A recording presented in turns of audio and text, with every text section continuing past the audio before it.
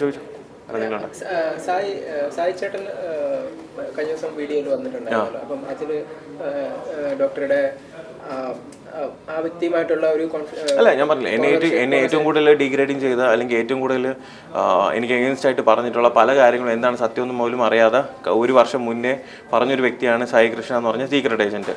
ഇപ്പോൾ പുള്ളിക്കാരൻ വന്നിട്ട് പല കാര്യങ്ങളും മാറ്റി പറയുന്നുണ്ട്, മനസ്സിലായില്ലേ? അപ്പം ഞാൻ ഇത്രയും നാൾ ഫേസ് ചെയ്തിരുന്ന ഡീഗ്രേഡിങ് എന്തിനായിരുന്നു?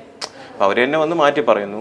അപ്പോൾ ഇങ്ങനെയല്ലല്ലോ ഒരാളിനെ ജഡ്ജ് ചെയ്തിട്ട്. ഇപ്പോൾ ഒരു കാര്യം കറക്റ്റായിട്ട് അറിയത്തില്ല എന്നുണ്ടെങ്കിൽ കറക്റ്റായിട്ട് കാര്യങ്ങൾ വ്യക്തമായിട്ട് അറിഞ്ഞ് അത് വെച്ചിട്ട് മാത്രമേ ഒരാളിനെ എന്ത് ചെയ്യാവൂ, ഇട്ട് കൊടുക്കുക. സോഷ്യൽ മീഡിയയിൽ ഫ്രണ്ട് ഇട്ട് കൊടുക്കുകയല്ലേ ചെയ്തത്. പുള്ളിക്കാരൻ തന്നെ വന്നിട്ട് ഇപ്പോൾ സ്റ്റേറ്റ്മെൻറ്റ് മാറ്റുന്നില്ലേ? അപ്പോൾ പിന്നെ ഞാൻ എന്തിനാണ് അത്രയും എനിക്ക് എങ്ങനെ സ്റ്റാർട്ട് ഇപ്പം ഷർദിലിൻ്റെ വീഡിയോ പോലും വന്നിട്ട് പറയുന്നത് ഫോഴ്സ്ഫുള്ളി ഇത്രയും മാസങ്ങൾക്ക് ശേഷം ചെയ്യിപ്പിച്ചതാണെന്ന് പറയും. അന്ന് വന്നിട്ട് ആദ്യമായിട്ട് എനിക്ക് ആ ഒരു വീഡിയോയിൽ ഡീഗ്രേഡിങ് കിട്ടാനുള്ള കാരണം സീക്രട്ട് ഏജൻ്റ് ആയിരുന്നു, മനസ്സിലായി?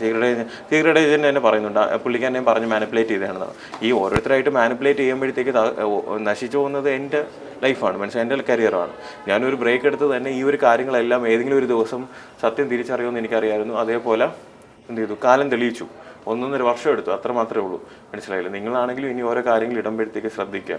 കാരണം നിങ്ങൾക്കും ഓരോരുത്തർ എന്താ പറയുക, ഇപ്പം നിങ്ങളെ ഒരു ബ്രദർ ആണെങ്കിൽ എനിക്കാണ് ഇത് അഫക്റ്റ് ചെയ്യുന്നതെന്നുണ്ടെങ്കിൽ നിങ്ങൾക്ക് വേദനിക്കും, മനസ്സിലായില്ലേ? അത്രേ ഉള്ളൂ. അപ്പോൾ എല്ലാം നോക്കി കണ്ട് മാത്രം ചെയ്യുക. ഇപ്പം ആൾക്കാർക്കെല്ലാം കുറച്ച് കാര്യങ്ങൾ മനസ്സിലായില്ല. അവന്മാരും പുണ്യാളന്മാരല്ല, ഞാനും പുണ്യാളനല്ല. എനിക്കിട്ട് ഇങ്ങോട്ട് തന്നു, ഞാൻ അങ്ങോട്ട് കൊടുത്തു, തിരിച്ചിങ്ങോട്ട് തന്നു, തിരിച്ചിപ്പോൾ വാങ്ങുന്നു, അത്രേ ഉള്ളൂ, മനസ്സിലായില്ലേ?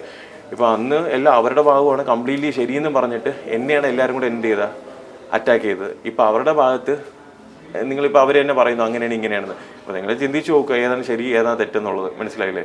ഞാൻ ഈ 5 പേരല്ലാതെ എൻ്റെ ലൈഫിൽ ഇന്നേ വരെ ഒരാളിൻ്റെ അടുത്തും ഒരു രീതിയിലുള്ള ഇഷ്യൂസിനും പോയിട്ടില്ല. പക്ഷേ അവരാണെങ്കിലോ തിരിച്ച് വീണ്ടും സെയിം ഇഷ്യൂസ് റിപ്പീറ്റ് ചെയ്തുകൊണ്ടിരിക്കുന്നു. അപ്പോൾ അവരുടെ ഭാഗത്ത് ശരിയുണ്ടോ തെറ്റുണ്ടോ എന്ന് നിങ്ങൾ തന്നെ തീരുമാനിക്കുക, അത്രേ ഉള്ളൂ.